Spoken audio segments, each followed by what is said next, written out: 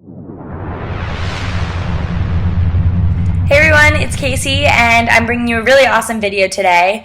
No, it is not of dancing cats or homemade singing videos or military homecomings, but rather it is a video about political legitimacy. This is a topic not a lot of people know a lot about, so hopefully by the end of this video you'll get a better understanding and be able to answer these two questions. One, who has political power in specific countries or globally? And two, who has the authority to rule and how did they get that authority? So, though I do not have a highly paid camera crew, clearly don't have a makeup and hair team, and no, I am not the fantastic author of a book of dying cancer patients, but I am doing the best I can. So today I've decided to travel to France because, well, why not? Who doesn't like France? And since I can't actually go there in real life because I'm broke and only a senior in high school, I've decided to travel there in this video today so you get a better feel of the global aspect of political legitimacy. So I hope you enjoy this video, and hopefully if you have any questions, I'll be able to answer them at any point during this video. So the textbook definition of legitimacy is the popular acceptance of an authority, usually a governing law or regime. Whereas authority denotes a specific position in an established government, the term legitimacy denotes a system of government, and government denotes sphere of influence. Political legitimacy, blah, blah, blah, blah, blah, blah, blah, blah, blah, blah, blah, blah, blah, blah. Back again. That was a pretty long definition of political legitimacy. Even I couldn't keep up with it. So I wanted you to take away a pretty basic definition of political legitimacy. That way it can be basically the building block of what we're going to talk about in this video. So I want you to think of political legitimacy as the right to rule. And there's several ways that people can come about obtaining this right to rule. And that's really what we want to talk about today. So Max Weber was a philosopher, a political philosopher, and he categorized legitimacy into three basic forms. And those are the three forms we're going to talk about in depth today. And then later in the video, I'm going to relate them to sort of countries in the world today that really fall under those categories. So I want you to remember these three categories because they're pretty important. The first is traditional, the second is charismatic, and the third is rational legal legitimacy. So those are the three basic forms of legitimacy that we're really going to go in depth into. So when we start talking about traditional legitimacy, we want to focus on one word, and it's tradition. Because this is the basic understanding of what traditional legitimacy is.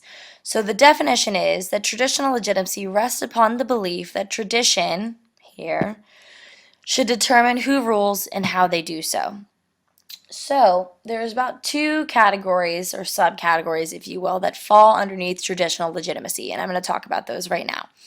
So those are family, or birthright, however you want to categorize it, and religion. Okay, so I want you to remember these two as we're going through. So the first country I want to talk to you about is Great Britain. Great Britain falls under the category of traditional legitimacy because its ruler, Queen Elizabeth II, who I'm drawing now, I'm sure she would be thrilled with my artistic abilities of her, is the ruler of Great Britain, and she attained that position through her family birthright. And what I mean is her father was the king of Great Britain, and so was his father before him. And when he passed away, she assumed the role as queen. So when she passes away, her son Charles will assume the role of king because that's how it works in Great Britain. It is based upon a particular family who's had power for hundreds of years, and that's how they go about choosing their government. So, unlike the United States, there's no free and fair election, and unlike Germany, or in the case of Hitler, there is no charisma attached to this. She isn't elected because they like her very much, or she got the majority of vote. She is in charge because of her birthright. So that is the basic understanding of like the first facet of traditional legitimacy. So it just revolves around the birthright of the family. That's just one facet of traditional legitimacy. Next, we're going to talk about another country, or in this case, another state, that falls under traditional legitimacy, but for a different reason. Back to the drawing board. Next, I want to talk to you guys about the second facet of traditional legitimacy, which is religion, as we discussed. So this is basically saying, when they're including religion in this, is that this version of authority does not come from birthright or election, but rather from a divine source. And Catholics, for example, believe that this divine source is God. So, a good example to explain this a little further is to look at the Vatican. So, it is a governing body of the church, right? So they believe that this source, this ability to govern, comes from God. Yes, they are elected by cardinals and bishops, but this is believed to be influenced by God. So it is different from Great Britain, which we just talked about, which comes from birthright. So the current Pope, Pope Francis, did not have a father that was a pope before him, so he did not succeed him. That is how he gained his ability to be pope.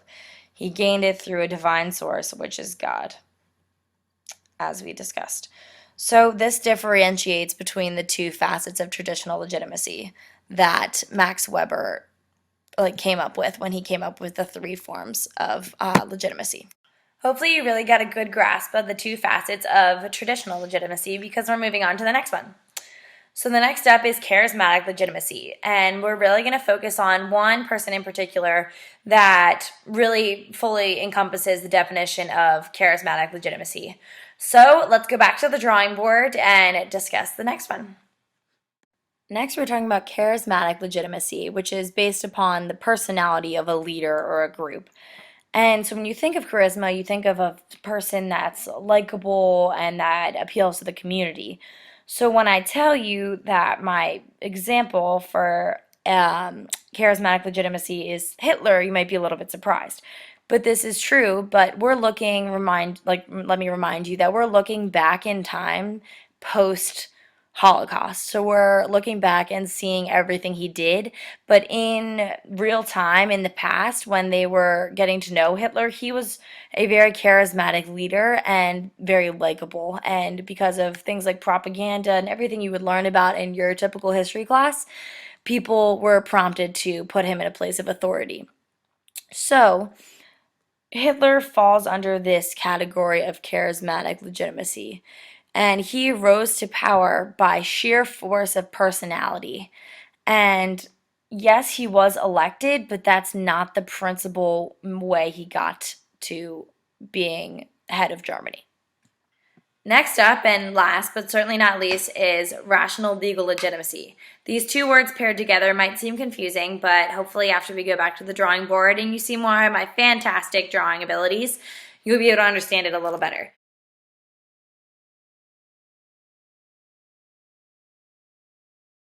So, rational legal legitimacy, I want you to keep in mind, is not at all coined with any of these things. So, it has nothing to do with tradition or religion or personality and charisma.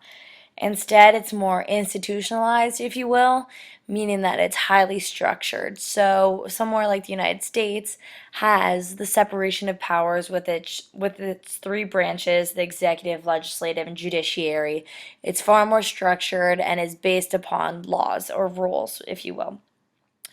So, this is basically saying that people obey the leaders that they put into office because they believe in the rules. They believe in the laws of their country, thus, they believe in their leaders. And these concept of rules bind the nation together.